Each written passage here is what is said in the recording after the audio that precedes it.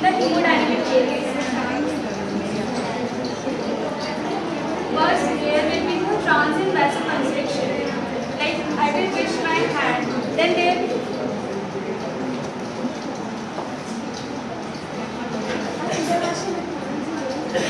Whenever I will push my hand, then first there will be transient vasoconstriction for 3 to 5 seconds, and then there will be the vasodilatation. Vasodilatation Hiba, within Hiba, 30 can you hold minutes. it? Can you hold it for me?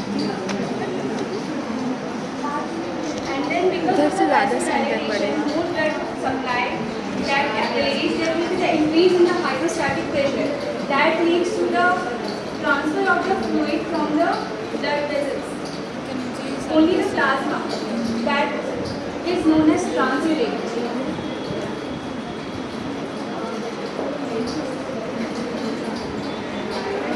And then if more amount of the fluid will come from the blood vessels and less amount of the fluid will go into the blood vessels, that leads to the hemoconcentration known as stasis. And after the stasis, there will be the rolling and the addition will be there of the neutrophils, and then it will come out as a from the chemodegradation.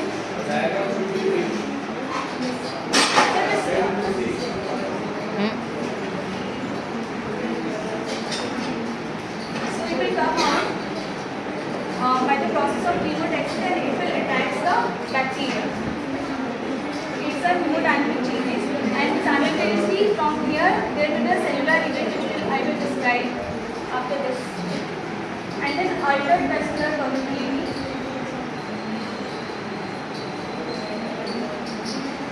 Because of this decrease in the osmotic pressure in the vessels and increase in the osmotic pressure in the interstitial fluid, there will be the leakage in the endothelium. And because of the direct damage to the endothelium, that contraction of the endothelial cells or retraction of the endothelial cells, and then leukocyte activation, then transcytosis, and then neovascularizations, that will lead to the altered vascular permeability. That is a brief explanation of the vascular changes. I am going to explain about the cellular events now.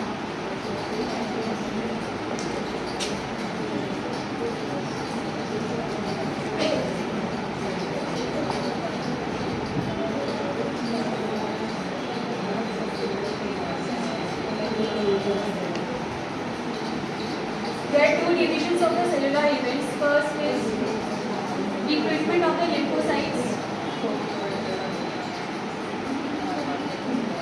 and second is phagocytosis. In recruitment of the lymphocytes, the subheadings in which we will read about altered blood flow,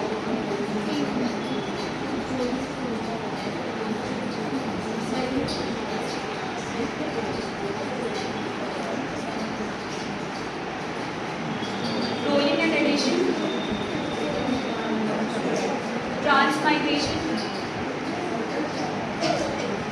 then lastly chemodexis, and in phagocytosis will be three subheadings. First is deformation and binding.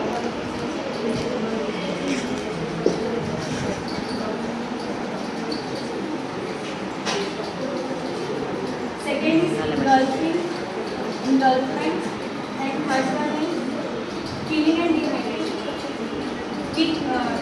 degeneration.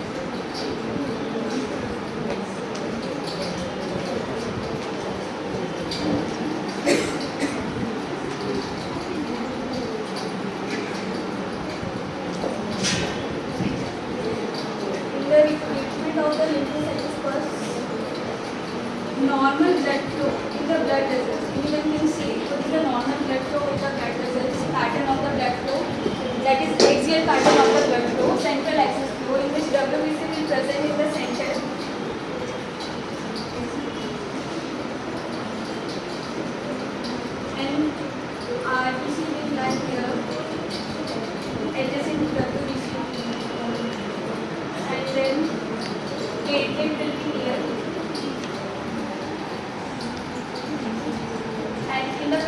plasma cell. So what will happen here, because of the stasis which we have read in the vascular events, because of the stasis, the plasma, peripheral plasma will be narrowing of the peripheral plasma, and there is aggregation of the RBC, which leads to the weight of the RBC more than the weight of the WBC, that leads to the peripheral movement of the WBC and aligning into the endothelium cells. So that is also known as margination and wave.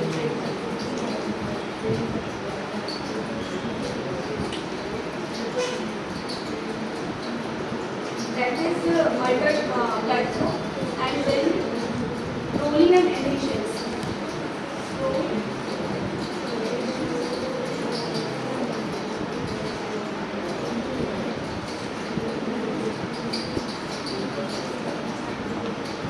Selecting which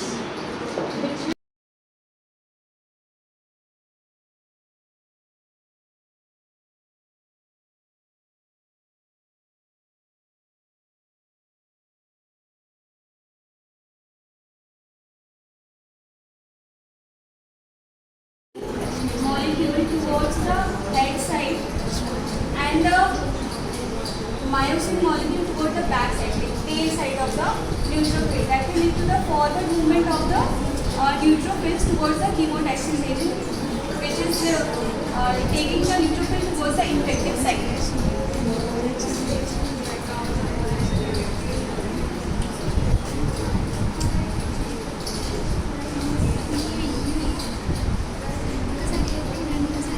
Then we will read about phagocytosis.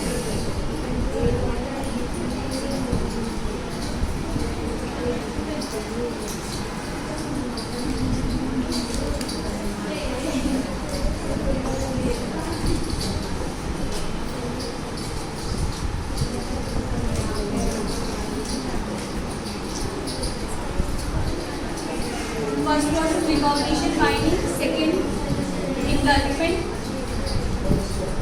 Third, killing and degradation.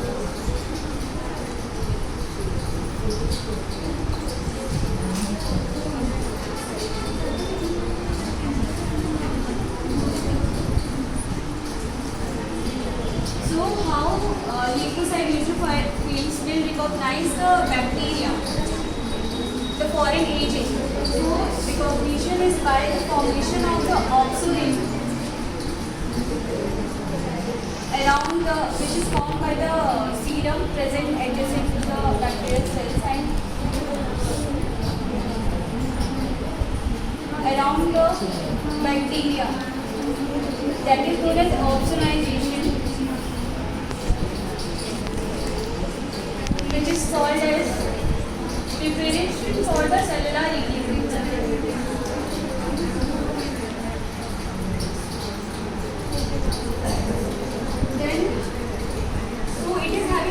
For the neutrophil, but neutrophils should also have some receptors for oxygenation.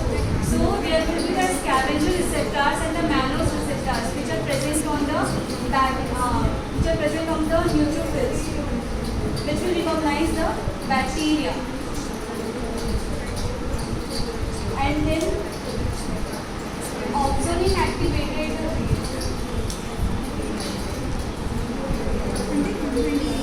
First tell me oxygen. Example of oxygen. C5B, C3T, FC portion of the IgG hemoglobin, and one more is collecting. Collecting is a carbohydrate binding lectin.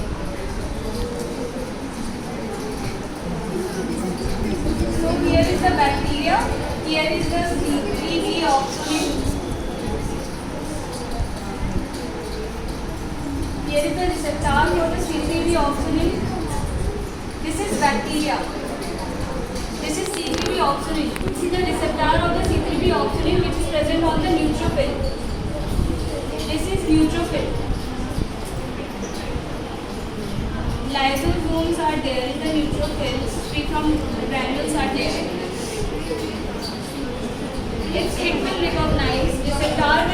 recognize the C3P which are present in the bacteria. Then there will be pseudopod formations by the WBCs leukocytes, and the bacteria will come here, and then there will be phagocytotoxic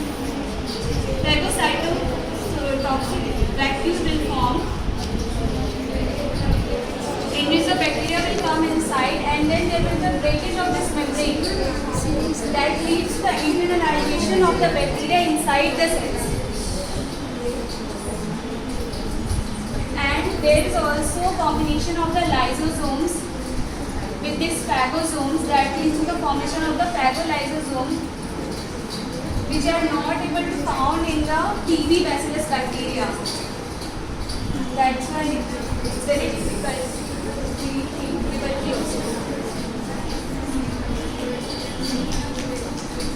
Not to.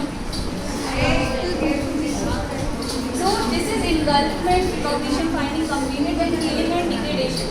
Killing by the antimicrobial agent and degradation by the hydrolytic enzyme that is secreted by the lysosome.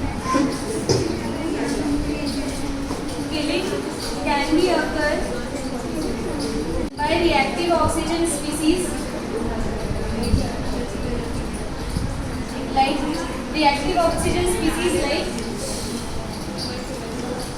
superoxide, hydrogen peroxide, hydroxide ion, that is reactive O2 species, and then reactive species of the halogens, that is hypochlorous acid, hypochromous acid, hypoiodous acid, through which killing will be happen here.